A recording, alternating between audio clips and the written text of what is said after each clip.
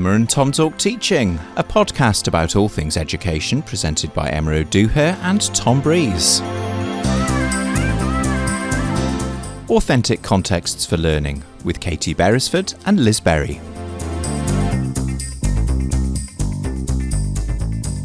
Welcome back everyone to Emma and Tom Talk Teaching for another special episode that deals with a session that we run annually for our PGCE Secondary student teachers on our programmes here at Cardiff Met. It's a session that we run that looks at an aspect of curriculum for Wales, and basically we pull together a panel of experts to deal with a particular topic associated with curriculum for Wales. Yes, and we normally record it as live because it's quite nice to have a bit of atmosphere in the room, adds a bit of jeopardy to the proceedings as well, but unfortunately it was a busy day in the lecture theatre and we couldn't get in and set all our wires up, so we've had to come back after the event, because it was a great event, and speak to our experts afterwards about their topic. So yes, we picked something to do with curriculum for Wales, far too big to chew that one over in a 50-minute lecture, and ask a bunch of people about it. So we had a particular topic this time around, which was authentic contexts for learning, which I think appeared all the way back in the Donaldson report, didn't it, in 2015? He was quite a fan of it. He absolutely was. And I guess, in a nutshell, this is where the teacher sort of creates opportunities within learning experiences where pupils can make connections with what they're learning in the curriculum and the real world and their real life. So it really starts to make sense to them why they're learning what they're learning and how it's going to help them in their real lives. And actually this is something that our student teachers ought to be very interested in, because it's baked into the professional standards for teaching and leadership. They've got one that deals with real life authentic contexts where they are expected to make those authentic connections, and that being a sort of natural part of the learning experience. And what we tend to do is we pull together a panel and we set them a question in relation to the topic. They provide a little bit of a presentation on this to get the student teachers thinking, and then they got the opportunity for questions. So the question that we asked them this year was, what for you are the opportunities and challenges of providing authentic contexts for pupils' learning? And although we only do it with secondary PGCE student teachers, we like to kind of mix it up a little bit, because they need to know what's going on in primary. They need to think about it across subjects. So we had a secondary person and a primary person. We always try and have somebody else who, in the first take of this episode, you referred to as a wild card and then mentioned Welsh Government. So we didn't manage. Yeah, it was not very wild, was it? Hello, Welsh Government. We really let our hair down there. We that know one. You're listening.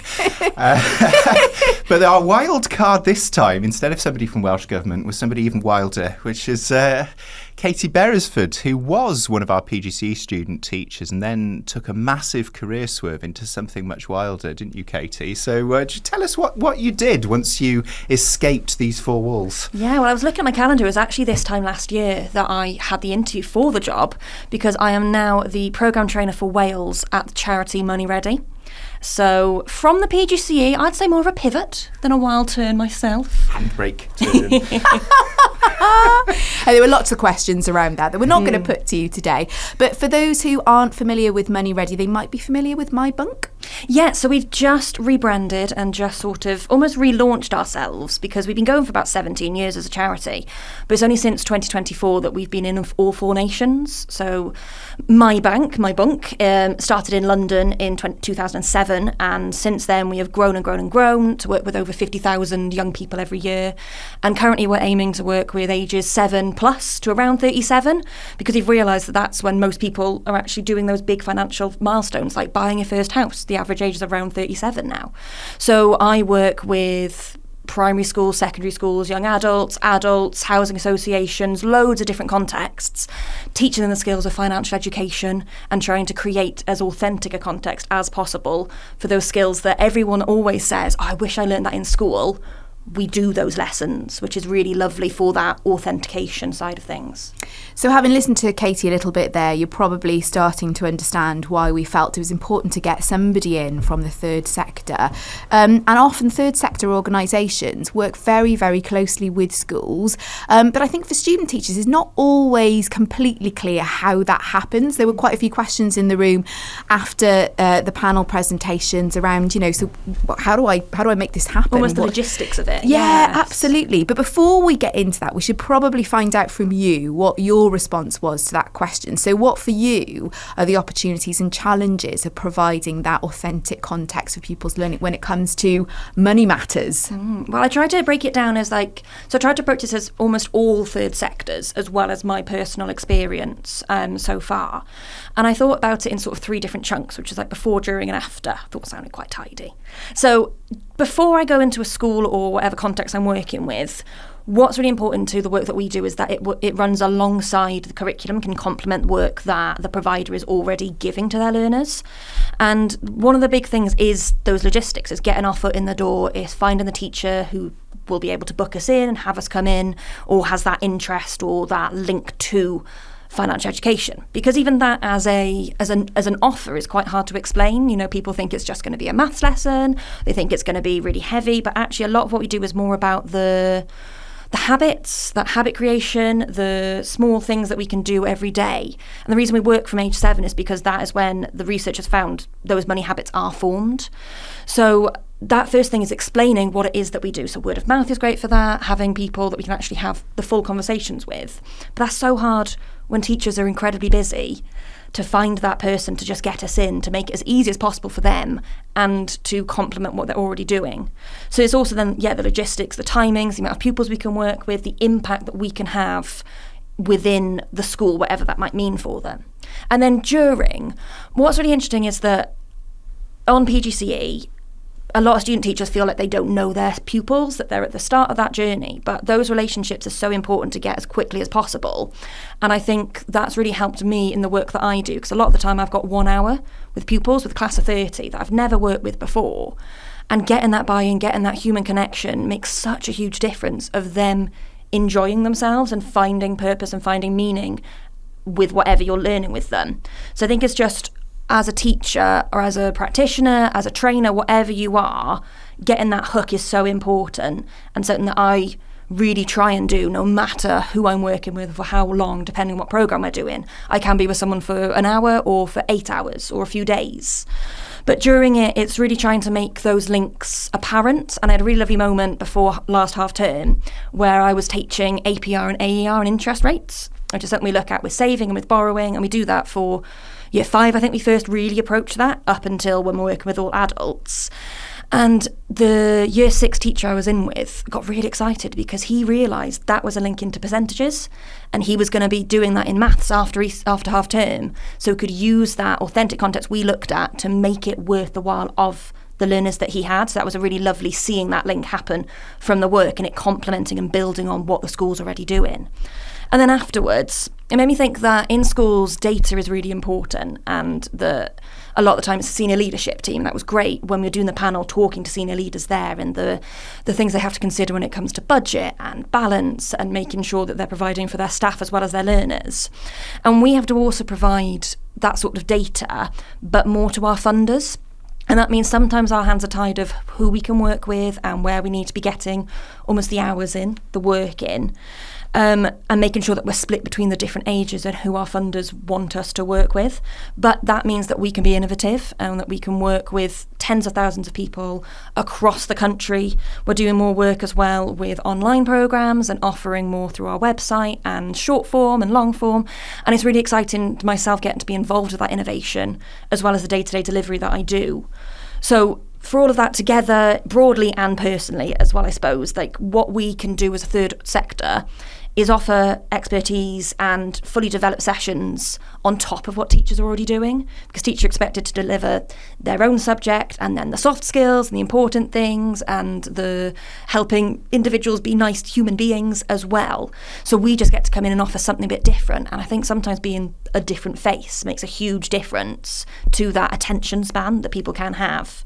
We can link the learning to real life that happens, and we can collaborate with schools, and like you're saying, working closely with them to keep building and keep developing what they are already doing, I think is really important to me. And I suppose just thinking about authentic context for learning and curriculum for Wales in particular, I mean, schools have got so much freedom to design their own curriculums, but they're really grappling with that kind of coherence thing. And I guess there's a danger, isn't there, that when they bring someone like you in to do your thing, that it becomes a little isolated, exciting novelty moment in time. So perhaps there's a recommendation there for teachers just to sort of think about how they seamlessly integrate you into that curriculum experience, rather than have you turn up and do this thing and then it just sort of ends and has no legacy. Completely weaving it in more to what is being done and trying to use it, I suppose, like a bit of a stepping stone, but also loads of the time we have it when I'm in classrooms, or especially my like young adult work, it'll be the tutor or the teacher who's in the room that'll say, I didn't realise that, I'm going to check this. And I think it's sometimes realising that the authentic context hit more when you're an adult living independently, and if a teacher can share that, it helps pupils then go, oh, this is worth listening to, this might help me, I might forget it for 5 years but then remember it in 10. Where else is that happening within the classroom, within this subject? But yeah, weaving it in. Because I suppose there can be an understandable need for teachers to go, okay, great, there's some cover now. I can go and get on with some other things. But actually being present in the room is a form of your own sort of professional learning, isn't it? That can spark some of those ideas for your own curriculum design and planning that, could mean that there's a bit more longevity. It's not just a sort of, you're parachuted in, you've done your bit, as Tom said, off you go, and that's it. It's sort of been ring fenced, but it could have a bit more longevity if they come along, if they, like you said, work with you to look at the opportunities to make those connections. But also on that note, because I'm often brand new to the pupils that I'm working with, whatever age they are, the teacher is the one with those connections. They've got the relationships. They know when it's impressive that a pupil is staying in the classroom or is answering any questions, or how they are interacting. I don't always know that. So it's having that in as well from a teacher is so important, because they can see that sometimes they see their pupils in a different way, that they can see a different link, that when you're in front of a class and you're trying to manage everything else, you're almost getting to observe your own classroom, and that can be really beneficial, I think, for lots of things. That's interesting. It's a form of team teaching in a way. It is, yeah. There was a really interesting moment actually when you were talking in the original panel discussion where you said that you did more work with primary than secondary at the moment. And there was, of course, that thing you said about, you've got to meet what you've promised your funders, get your data in, prove you've done your outputs. And it was interesting as well, because some of the student teachers, they seem to sort of be asking the question, well, how do I get permission to ask you to come in? Because, of course, early on, we don't realise necessarily that sometimes we can just go ahead and make contact. So I was sort of curious, really, is it that primary are just more kind of proactive in coming forward to you? Is it that funders like funding you to go into primary, or is it you just don't get inquiries from secondary because maybe they perceive too much inflexibility in secondary, and where can they fit you, where can they put you? Have you any sense of why that is you're in primary more? Probably a combination of everything that we had. To be honest, the reason I got all the primary bookings, I sent out one email, a mail merge, and it was to RCT and Caerphilly and those sorts of areas, and they bit my hand off, and I've been inundated for 6 months, which is wonderful and fabulous. But I think it's, in a way, I do believe that in a lot of ways, primary is better set up for aspects of curriculum for Wales, especially when it comes to weaving and collaborating, and with that whole class approach, it makes it much easier to bring in external participants, I think. And I think there's just, in a lot of ways, there are more barriers in secondary and more inflexibility, which is an opportunity and a challenge. Going back to the question, segue in there. But I think it's a huge plethora of different things, and I think it's also, primary schools are so much smaller, so it's much easier for one practitioner to see another practitioner bringing in an external person or saying, should we do this for all of year 6? But logistically, trying to organise all of year 8 getting a 1 hour session, that can be a huge timetabling issue. So that's something we're trying to innovate and make easier as well for schools to have access to. So we're launching in June actually a big money lesson. So the idea is that it's more of like a 1 hour whole school sort of setup instead, to make it easier, because logistically it can be so tricky for schools to allow and find this time.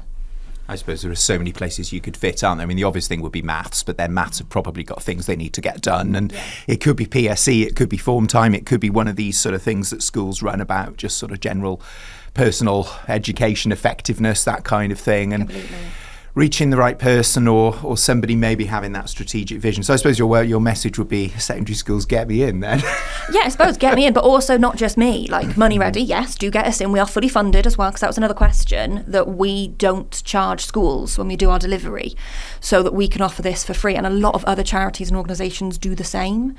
I think the issue is it's just for teachers to be able to find that time to sit down and find out what is out there. That's the tricky thing, and we need to support teachers and able to do that and get them out in there. So we've only been in Wales for just under a year now, so we're starting to get out there, but there's so many other organisations that are doing brilliant things, and it's finding that opportunity for you as a teacher to go, what am I interested in? What are my learners going to benefit from? And then source that. That can be a bit of legwork. An important starting point that another of our panellists discussed was knowing your community of learners as a first port of call, really getting to understand that community, their needs, before looking to do your homework as to what's out there in the third sector or beyond, who you can connect with to support you in your endeavours to create authentic context for learning. So our next panellist, who we're going to speak to on location in her school, is Elizabeth Berry, who's head teacher of Bryn Celyn Primary School in Cardiff. Bryn Celyn is an area just in the northeast of Cardiff. We feed into Llanellishan High School. The school's in an area of high level of deprivation. So we fluctuate around 70% free school meals. Obviously a bit complicated nowadays because we've got universal free school meals, so unpicking that is such a bit of a challenge. But so we've got about 70% free school meals. We're a really mixed and diverse school, which makes it a really exciting, vibrant place to work. About 33% of children have English as additional language. We're about 52% global majority, so families coming in and out from different countries.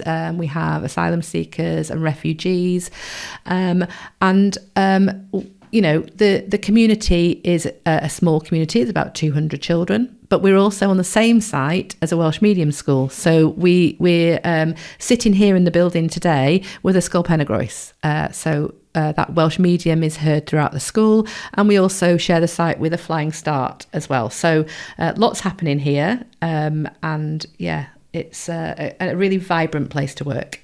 And the curriculum for Wales makes this sort of big deal about making learning authentic. They talk a lot about connections with industry and the world of work and that sort of thing, but also just making it feel real to the pupils. So how important is that for your pupils? What sort of thing makes learning real for them? Yeah, I mean, I really believe that authentic learning is the key. You know, at Bryn Celyn, attendance can be really challenging. We find that some families don't prioritise learning, but what we've done is we've had a big curriculum review in the last couple of years and really looked at how we can make learning meaningful to the children, and so that they are engaged in that and they're interested and want to take that learning further beyond the classroom. I'm just thinking about some examples of some of the things that we've done recently. We had a lovely project. We worked with colleagues from the School of Architecture and the town planning with the local authority, and we looked at Pentwyn as an area, and we looked at the type of area it was, and if the children were to design an area for Cardiff, what it would look like. Okay, so they went around the area and they picked out things that they liked, the park and the leisure centre, and you know, and the shops and those things. But then they also identified areas that could be improved. So you know, they were looking at litter and the impact of that around the local area, and so they were able then to take that learning back to the classroom and use some technology to identify specific areas within their school community that perhaps would need improving. And as part of that, they were making suggestions about how they might improve it. And then from that learning, then they were able to take that to a conference and share it with town planners. And that was really powerful for them because they could then inform and feed into future plans for Cardiff. They were looking at areas in Llynishon, about how there's an area over on the other, over there that is about to be developed, and they were taking some of the feedback from the children and using that to inform their town planning. So I think that was a really tangible and important part of the learning. It also brought in the work on listening to children, that the UNCRC rights of the child, how do we listen to them, and them having a voice and impacting on the future of their city. So that's really, really powerful for them and really enjoyable, I think, as well. And what struck me about that when you were telling our student teachers, I actually grew up in Pentwyn myself, and what was quite fascinating was that giving the children the opportunity to get out into their own community and, as you say, have a say about. There were some interesting questions, weren't there, about where. Was it about safety? Where do you feel safe? Yes, and, absolutely. Yeah. That's quite interesting to be growing up in that community, but then to have some quite pokey questions. Yeah, that absolutely. Yeah. Provoke a response. And I think we talk about children feeling safe all the time here in Bryncelyn. There are some families that are facing some challenges, and where there are some children who don't feel safe when they're out in the streets, and lots of them are playing out and with older children, and so I think it's important to us that the children understand what safe looks like and feels like, and that when they are in school they have those feelings, but also what can we do for their future to help them feel safe within their own community.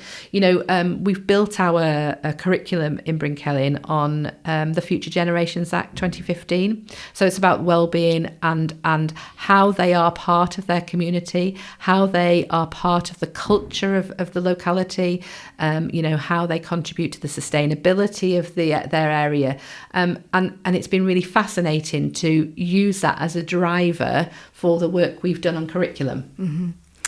And reflecting now on some of the questions that came from our student teachers following your talk, and one of the sort of concerns they had was about how you make a project like that happen. I suppose when you're a newcomer into the profession, you're a newly qualified teacher, you can sort of feel a bit like, well, do I just ask? Do I go to the head? Do I ask for money? How do I make those things happen? Yeah. And you had some words of wisdom to say to them. What would you say to those students? Just start. The main thing is have the positive attitude and go and talk to people. Find the people who are the gatekeepers, who can you speak to find out about that community. Are there teachers who've worked in the school? Are there parents that you can work with? Are there local businesses? And I think that, lots of people want to be involved, want to have that positive impact on school life.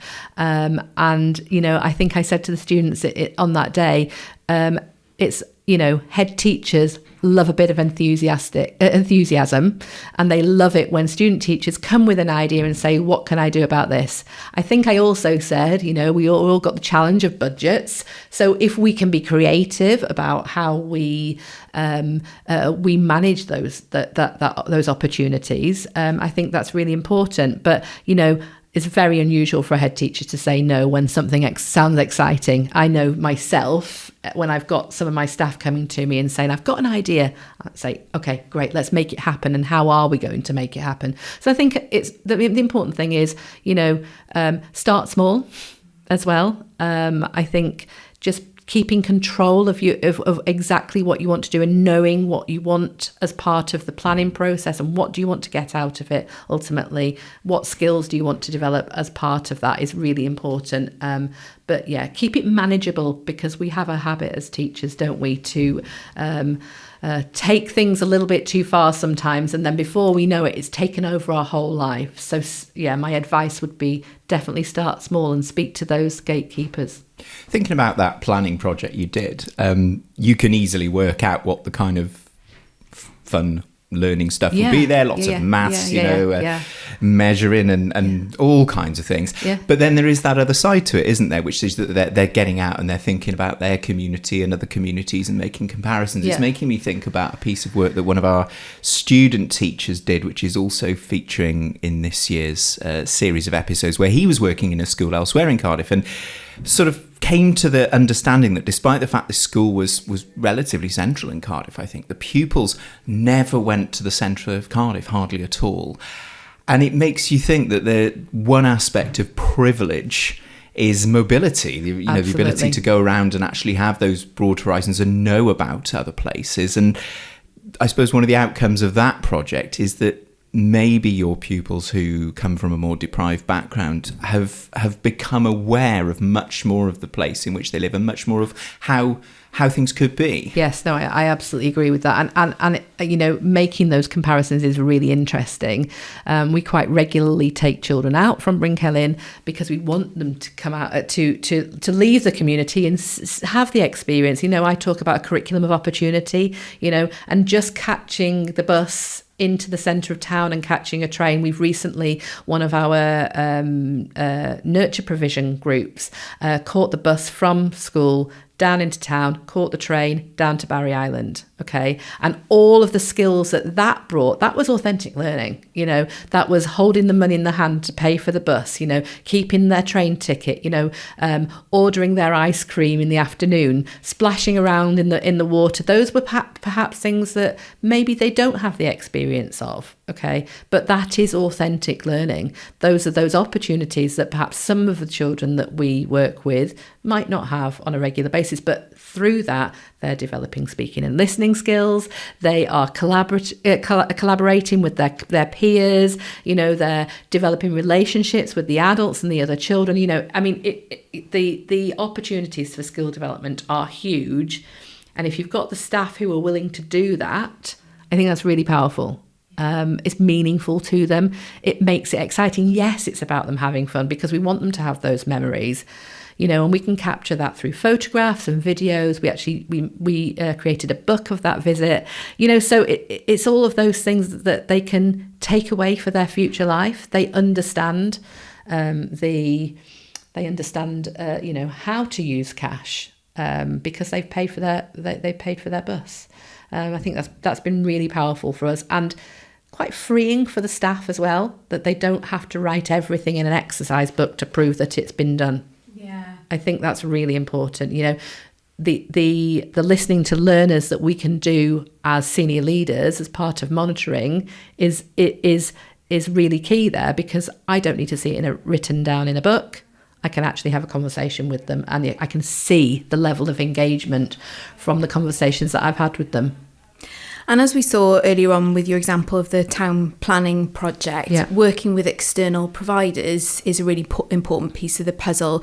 You'll remember that when we did this session to the student teachers, we had Katie Berrisford from Money Ready talking about how that charitable organisation comes into school. To what extent is it important to use a school to be working with those external, because it's a great idea, get them mobile, get them out, but we also sort of need to give them a sense of what's out there too. So we absolutely do. Yeah, no, I think that's really important. Working more widely with external partners is really key. Whether that's local businesses. So round here, there's lots of local businesses. We are just setting up our big box Boyd, so the community fridge, and we're working with the local supermarkets and FareShare to bring that food in, so that the children will then be able to run the shop, the pay as you feel shop, themselves. They're thinking then about sustainability, again thinking about that that knowledge of how to use money effectively, budgeting, even just down to weighing the amount of vegetables that they're selling, so I think it's really important that we bring those people in, because they have other skills as well. They can support the teaching and learning. They really can enthuse those children. We had a group of children recently go out down to, I think it was Lidl or Aldi, just down the road, and say to them, we're about to have an Eat the Rainbow Day. It was all about thinking about healthy eating. We're going to have a campaign on Friday. Would you be able to donate any fruit and vegetables as part of our campaign? But the skills that they got on the way to do that, they were practicing crossing the road. They were walking sensibly along the road with the member of staff. They were crossing the road safely. They were approaching members of staff within the supermarket and asking them and explaining what they were doing. And those wider skills are really important. And I suppose thinking about I suppose if we're going to be super on message, thinking about the 4 purposes of the curriculum in Wales, which sets out those aspirations for what we want education to do for the people who experience it. Yeah. I'm just thinking, you never want to stereotype anybody in a community, but you've painted a picture that it's quite a deprived area. There's quite a lot of poverty. There's a lack of opportunity. We're a little bit far out from the centre of town here as well. Yep.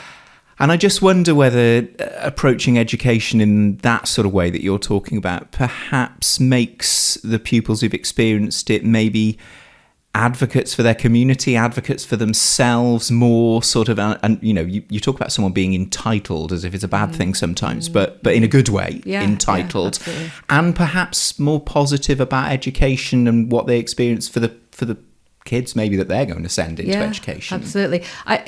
We talk about healthy and confident. We talk about ethically informed. All of these things, creative and ambitious. All of those things are key features of what we want to offer in Bryn Celyn. They're part of our curriculum and learning and teaching offer. They sit really well with that future generations work on and how we've developed our curriculum. I as a school leader, I want the children in my school to be ambitious. I want them to see a future within Pentwyn, but more widely, whether that's in Cardiff and Wales or more widely across the world. We want them to be ethically informed, and especially when we work in a community which is very mixed. There has been a huge change in the community in Bryn Celyn. It's a relatively, my understanding is it's a relatively cheap area of Cardiff to work in.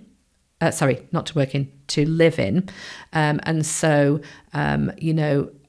where families are being housed, if they're asylum seekers as well, that with that comes some complications for the community.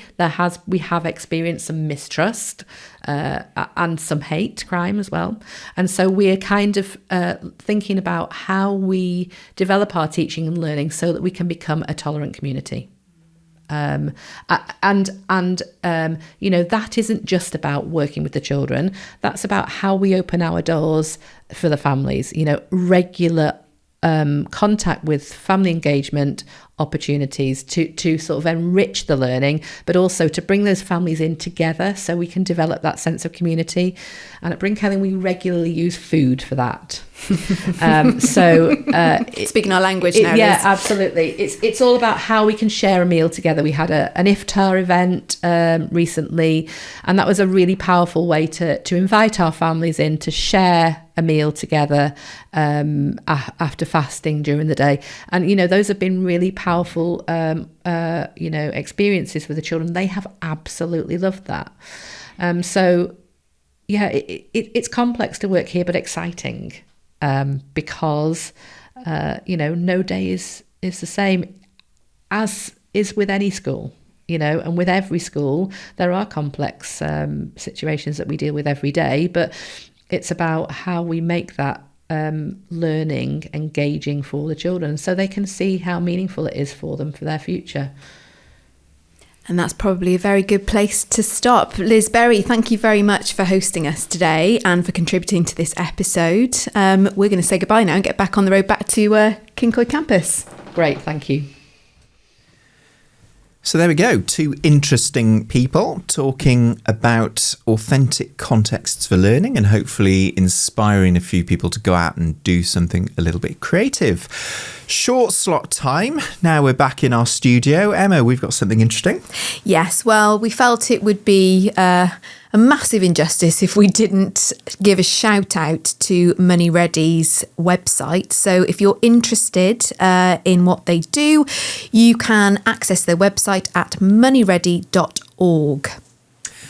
And for something to try, we were chatting away, weren't we, on our way back from speaking to Liz, because we went down to Liz's school. And rather than jump in the car with all our gear, we actually got on the bus. Or I got on the bus. You actually walked from your house, didn't you? Yeah. And we then walked up through the local catchment area to go and see the school. Because obviously Liz painted quite a picture of it being a very particular kind of area of Cardiff. And it was really interesting to walk through the catchment. And so my something to try, particularly for student teachers, maybe this one, when you find out when you're going out on placement, would be to go and have a little wander around the catchment area, particularly maybe before you start the placement, before the pupils know who you are and they're not going, all right, sir, every time you walk down a street. But go and have a little bit of a wander around the catchment area of the school, because I think we're feeling more and more, aren't we, that those schools who really have a grip on what's going on really know who it is that they're serving. They do. And in fact, there are some brilliant senior mentors out there that work with student teachers allocated to their school, who will sometimes take them on a bus tour around the catchment area and will talk them through some important things. And, it might feel a little bit strange actually to be doing that, but, getting a sense for the community and the area, it's something that you can't really get just from reading an inspection report or the school website. You need to actually be there to get a sense of that community. Yeah, and certainly if you just sort of drive from your house in the car through the school gates into that sort of slightly sealed environment, you can miss a certain amount, I don't know, of the vibe. So there's something to try, particularly if you are about to start in a new school. A little bit of a little incognito wander around the catchment. There you have it. Okay, another episode, Authentic Context. We hope you found that interesting, and we will be back with you in 2 weeks' time.